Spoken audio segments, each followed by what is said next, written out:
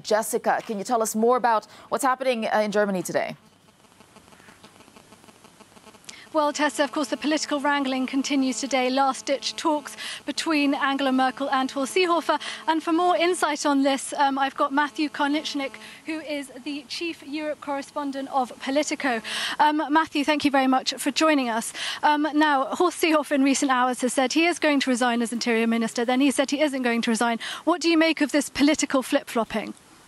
Well, I think there's definitely some division within the CSU, within Seehofer's party, about what path they should take here.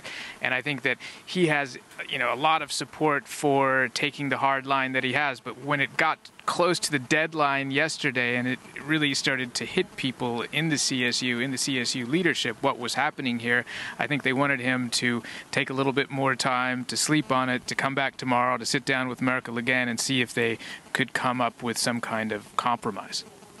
And so they will be meeting today, Horst Seehofer and Angela Merkel. Of course, the pressure is on the German Chancellor as well. What do you think she's hoping to get out of these talks with Horst Seehofer?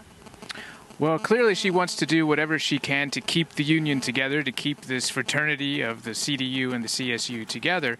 And I think that, there's a good chance that she could succeed here if she can offer Seehofer something which would allow him to save face.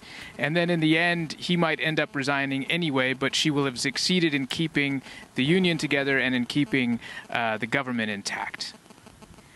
And we have yet to hear whether Horst Seehofer will resign. We also have yet to hear if the CSU will indeed back Angela Merkel's migrant deal. How does the next few weeks and months look for Angela Merkel on this very pertinent issue of migration, do you think? Well, I think it's clear that whatever happens now, if the government collapses, obviously it would be a disaster for Merkel. But even if she can get a deal here today or in the coming days, I think that she emerges from this whole crisis much weaker than she was before. She's already a bit of a lame duck because the expectation is that this is going to be her last term. And I think this shows that she really has a crisis within her own conservative base, where many of the people, even in her own party, even in the CDU, are really unhappy with the policies that she's pursued on the refugee front and on other issues. And I think she's going to have a really hard time in the coming months to maintain the authority that she's had over the past years. Thank you very much, Matthew. So there we go, Tessa, a very difficult day ahead for Angela Merkel and indeed weeks and months ahead on the issue of migration. All right, thank you for that, Jessica Saltz and Matthew Karnichnik, Chief Europe Correspondent of Politico. Thanks.